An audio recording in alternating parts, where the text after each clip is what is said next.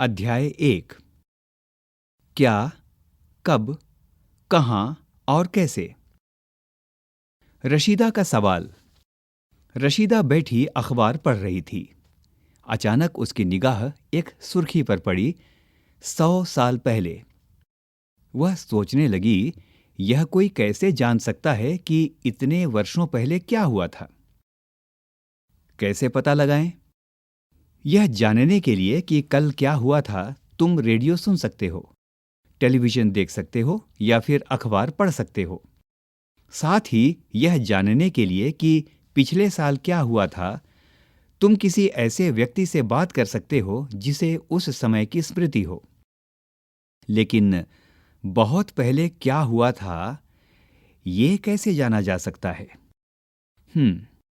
अतीत के बारे में हम क्या जान सकते हैं?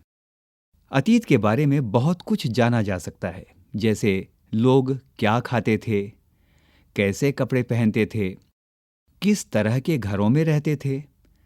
हम आखेटकों यानी शिकारियों, पशुपालकों, कृषकों, शासकों, व्यापारियों, पुरोहितों, शिल्पकारों, कलाकारों, संगीतकारों या फिर वैज्ञानिकों के जीवन के बारे में जानकारियां हासिल कर सकते हैं।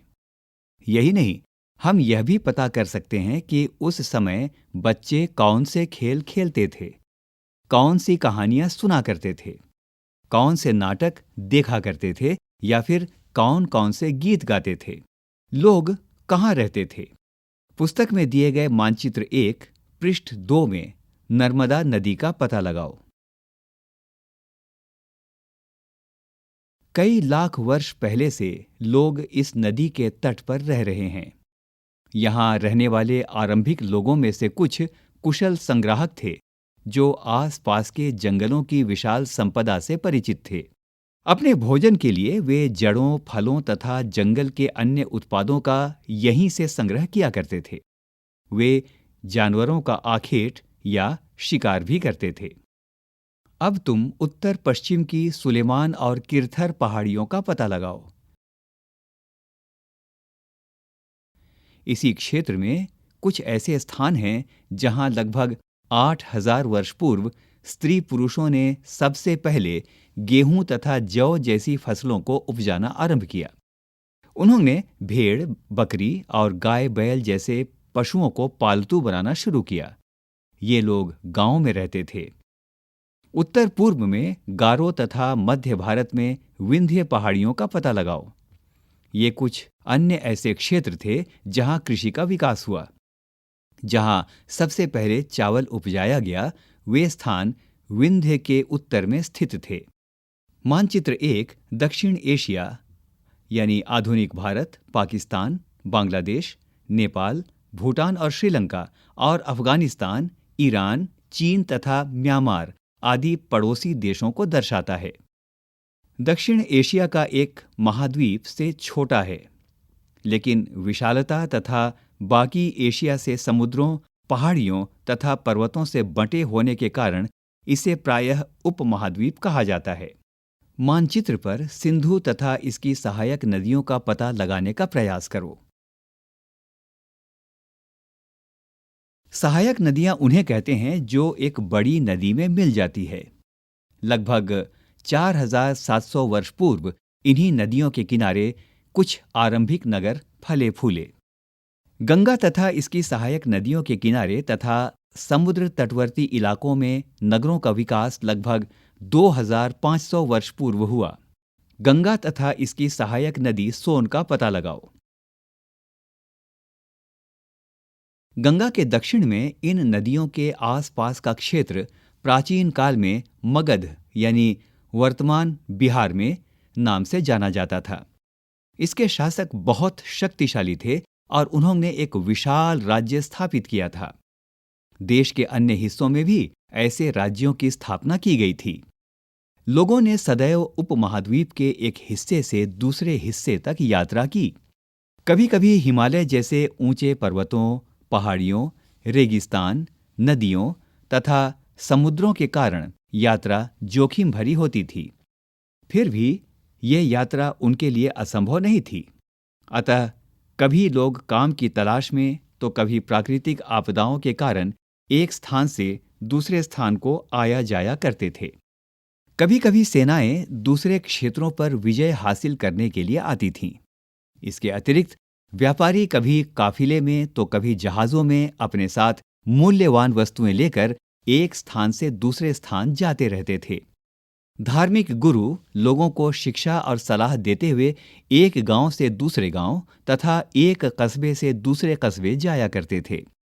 कुछ लोग नए और रोचक स्थानों को खोजने की चाह में उत्सुकतावश यात्रा भी किया करते थे। इन सभी यात्राओं से लोगों को एक दूसरे के विचारों को जानने का अवसर मिला। आपके लिए प्रश्न, आज लोग यात्राएं क्यों करते हैं? एक बार फिर से मानचित्र 1 को देखो। पहाड़ियां, पर्वत और समुद्र इस महाद्वीप की प्राकृतिक सीमा का निर्माण करते हैं। हालांकि लोगों के लिए इन सीमाओं को पार करना आसान नहीं था। जिन्होंने ऐसा चाहा वे ऐसा कर सके। वे पर्वतों की ऊंचाई को छू सके तथा गहरे समुद्रों को पार कर सके। उपमहाद्वीप के बाहर से भी कुछ लोग यहाँ आए और यहीं बस गए। लोगों के इस आवागमन ने हमारी सांस्कृतिक परंपराओं को सुदृढ़ किया। कई सौ वर्षों से लोग पत्थर को तराशने, संगीत रचने, यहाँ तक कि भोजन बनाने के नए तरीकों के बारे में भी एक दूसरे के विचारों को अपनाया। देश के नाम। अपने देश के लिए हम प्रायः इंडिया या भारत जैसे नामों का उपयोग करते हैं। इंडिया शब्द इंडस से निकला है, जिसे संस्कृत में सिंधु कहा जाता है। अपने एटलस में ईरान और यूनान का पता लगाओ। लगभग 2500 वर्ष पूर्व उत्तर पश्चिम की ओर से आने वाले ईरानियों और यूनानियों ने सिंधु को हिंदोस अथवा इंदोस और नदी के पूर्व के भाग में स्थित भूमि प्रदेश को इंडिया कहा। भरत नाम का प्रयोग उत्तर पश्चिम में रहने वाले लोगों के एक समूह के लिए किया जाता था। इस समूह का उल्लेख संस्कृत की आरंभिक लगभग 3500 वर्ष पुरानी कृति ऋग्वेद में भी मिलता है। बाद में इसका प्रयोग देश के लिए होने लगा। ताड़ पत्रों से बनी पांडुलिपि का एक पृष्ठ नीचे दिया गया है। यह पांडुलिपि लगभग 1000 वर्ष पहले लिखी गई थी। किताब बनाने के लिए ताड़ के पत्तों को काटकर उनके अलग अलग हिस्सों को एक साथ बांध दिया जाता था। भूर्ज पेड़ की छाल से बनी एक ऐसी ही पांडुलिपि को तुम इस पुस्तक में देख सकते हो। अतीत के बारे में कैसे जानें? अतीत की जानकारी हम कई तरह से प्राप्त कर सकते हैं। इनमें से एक तरीका अतीत में लिखी गई पुस्तकों को ढूंढना और पढ़ना है। ये पुस्तकें हाथ से लिखी होने के कारण पांडुलिपि कही जाती हैं। अंग्रेजी में पांडुलिपि के लिए प्रयुक्त होने वाला मैन्यूस्क्रिप्ट शब्द लैटिन शब्द मेन्यू, जिसका अर्थ हाथ है, से निकला है। ये पांडुलिपियां प्रायः ताड़ पत्रों अथवा हिमालय क्षेत्र में उगने वाले भूर्ज नामक पेड़ की छाल से विशेष तरीके से तैयार भोजपत्र पर लिखी मिलती हैं। इतने वर्षों में इनमें से कई पांडुलिपियों को कीड़ों ने खा लिया तथा कुछ नष्ट कर दी गईं। फिर भी ऐसी कई पांडुलिपियां आज भी उपलब्ध हैं। प्रायः ये पांडुलिपियां मंदिरों और विहारों में प्राप्त होती हैं। इन पुस्तकों में धार्मिक मान्यताओं व व्यवहारों, राजाओं के जीवन, औषधियों तथा विज्ञान आदि सभी प्रकार के विषयों की चर्चा मिलती है। इनके अतिरिक्त हमारे यहाँ महाकाव्य, कविताएं तथा नाटक भी हैं। इनमें से कई संस्कृत में लिखे हुए मिलते हैं, जबकि अन्य प्राकृत और तमिल में हैं। प्राकृत भाषा का प्रयोग आम लोग करते थे। हम अभिलेखों का भी अध्ययन कर सकते हैं। ऐसे लेख पत्थर अथवा धातु जैसी अपेक्षाकृत कठोर सतहों पर उत्कीर्ण किए हुए मिलते हैं। कभी कभी शासक अथवा अन्य लोग अपने आदेशों को इस तरह उत्कीर्ण करवाते थे ताकि लोग उन्हें देख सकें, पढ़ सकें तथा उनका पालन कर सकें। कुछ अन्य प्रकार के अभिलेख भी मिलते हैं, जिनमें राजाओं तथा रानियों सहित अन्य स्त्री पुरुषों ने भी अपने कार्यों के विवरण उत्कीर्ण करवाए हैं। उदाहरण के लिए प्रायः शासक लड़ाइयों में अर्जित विजयों का लेखा जोखा रखा करते थे। क्या तुम बता सकती हो कि कठोर सतह पर लेख लिखवाने के क्या लाभ थे और ऐसा करने में क्या क्या कठिनाइयां आती थीं? यहाँ एक अभिलेख का चित्र दिया गया है। लगभग 2250 वर्ष पुराना ये अभिलेख वर्तमान अफगानिस्तान के कंधार से प्राप्त हुआ है। यह अभिलेख अशोक नामक शासक के आदेश पर उत्कीर्ण करवाया गया था। इस शासक के विषय में तुम अध्याय 8 में पढ़ोगी। जब हम कुछ लिखते हैं तब हम किसी लिपि का प्रयोग करते हैं। लिपियां अक्षरों अथवा संकेतों से बनी होती हैं।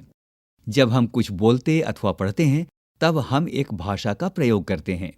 यह अभिलेख इस क्षेत्र में प्रयुक्त होने वाली यूनानी तथा अरामिक नामक 2 भिन्न लिपियों तथा भाषाओं में है। इसके अतिरिक्त अन्य कई वस्तुएं अतीत में बनी और प्रयोग में लाई जाती थीं। ऐसी वस्तुओं का अध्ययन करने वाला व्यक्ति पुरातत्वविद कहलाता है। पुरातत्वविद पत्थर और ईंट से बनी इमारतों के अवशेषों, चित्रों तथा मूर्तियों का अध्ययन करते हैं।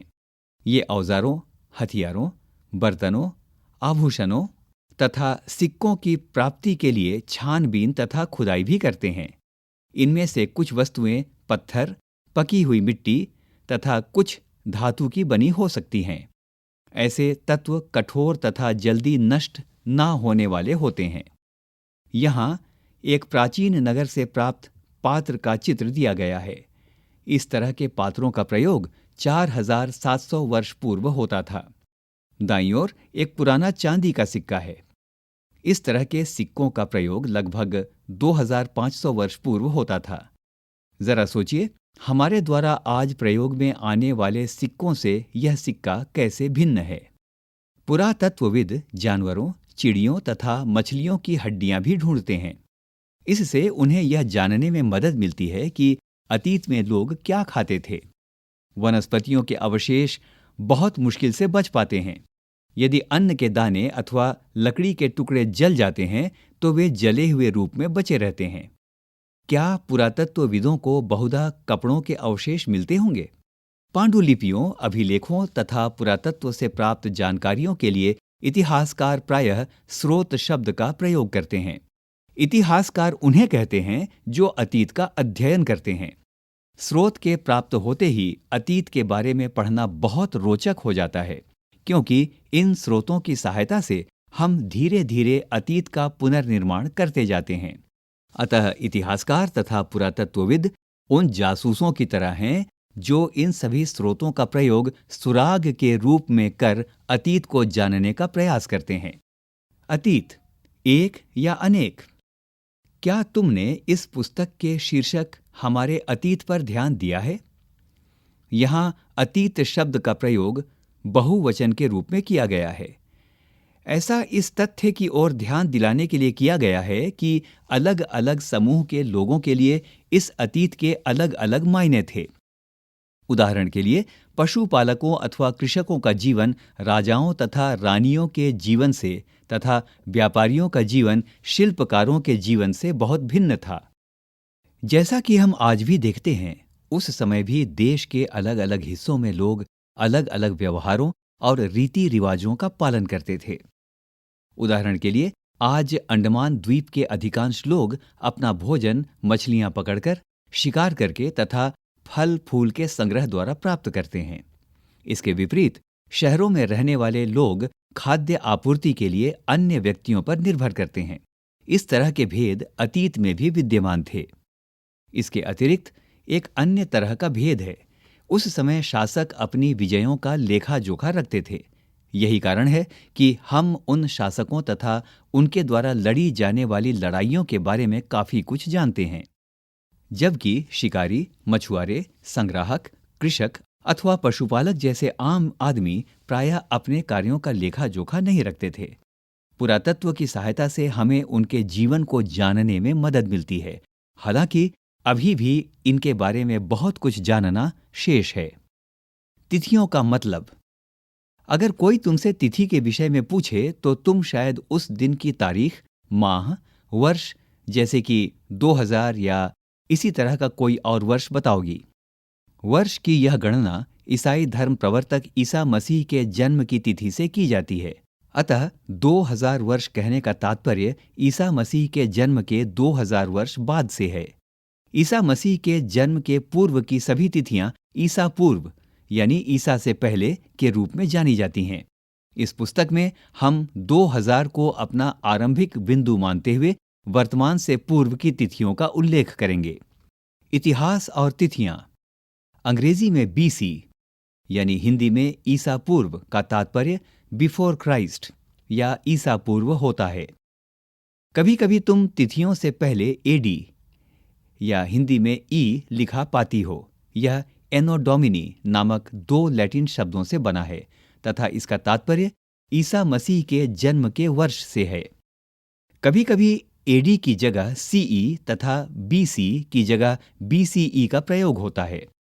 बीसी अक्षरों का प्रयोग कॉमन एरा तथा बीसीई का बिफोर कॉमन एरा के लिए होता है। हम इन शब्दों का प्रयोग इसलिए करते हैं क्योंकि विश्व के अधिकांश देशों में अब इस कैलेंडर का प्रयोग सामान्य हो गया। भारत में तिथियों के इस रूप का प्रयोग लगभग 200 वर्ष पूर्व आरंभ हुआ था। कभी कभी अंग्रेजी के बीपी शब्दों का प्रयोग होता है जिसका तात्पर्य बिफोर प्रेजेंट यानी वर्तमान से पहले है। अन्यत्र। जैसा कि हमने पढ़ा, अभिलेख कठोर सतहों पर उत्कीर्ण कराए जाते हैं। इनमें से कई अभिलेख कई 100 वर्ष पूर्व लिखे गए थे। सभी अभिलेखों में लिपियों और भाषाओं का प्रयोग हुआ है। समय के साथ साथ अभिलेखों में प्रयुक्त भाषाओं तथा लिपियों में बहुत बदलाव आ चुका है। विद्वान यह कैसे जान पाते हैं कि क्या लिखा था? इसका पता अज्ञात लिपि का अर्थ निकालने की एक प्रक्रिया के द्वारा लगाया जा सकता है। इस प्रकार से अज्ञात लिपि को जानने की एक प्रसिद्ध कहानी उत्तरी अफ्रीकी देश मिस्र से मिलती है। लगभग 5000 वर्ष पूर्व यहां राजा रानी रहते थे। नीचे कुछ चित्र दिए गए हैं। इनका प्रयोग प्राचीन काल में लिपियों के रूप में होता था। मिस्र के उत्तरी तट पर रोसेट्टा नाम का एक कस्बा है। यहां से एक ऐसा उत्कीर्णित पत्थर मिला है जिस पर एक ही लेख 3 भिन्न भिन्न भाषाओं तथा लिपियों यानी यूनानी तथा मिस्री लिपि के 2 प्रकारों में है। कुछ विद्वान यूनानी भाषा पढ़ सकते थे। उन्होंने बताया कि यहाँ राजाओं तथा रानियों के नाम एक छोटे से फ्रेम में दिखाए गए हैं। इसे कारतूस कहा जाता है। इसके बाद विद्वानों ने यूनानी तथा मिस्री संकेतों को अगल बगल रखते हुए मिस्री अक्षरों की समानार्थक ध्वनियों की पहचान की। जैसा कि तुम ऊपर दिए गए चित्र में देख सकते हो, यहाँ एल अक्षर के लिए शेर तथा ए अक्षर के लिए चिड़िया के चित्र बने हैं। एक बार जब उन्होंने यह जान लिया कि विभिन्न अक्षर किनके लिए प्रयुक्त हुए हैं, तो वे आसानी से अन्य अभिलेखों को भी पढ़ सके। यहाँ कुछ महत्वपूर्ण तिथियां दी गई हैं। कृषि का आरंभ 8000 वर्ष पूर्व। सिंधु सभ्यता के प्रथम नगर 4700 वर्ष पूर्व। गंगा नदी के नगर मगध का बड़ा राज्य 2500 वर्ष पूर्व। वर्तमान लगभग 2000 वर्ष पूर्व।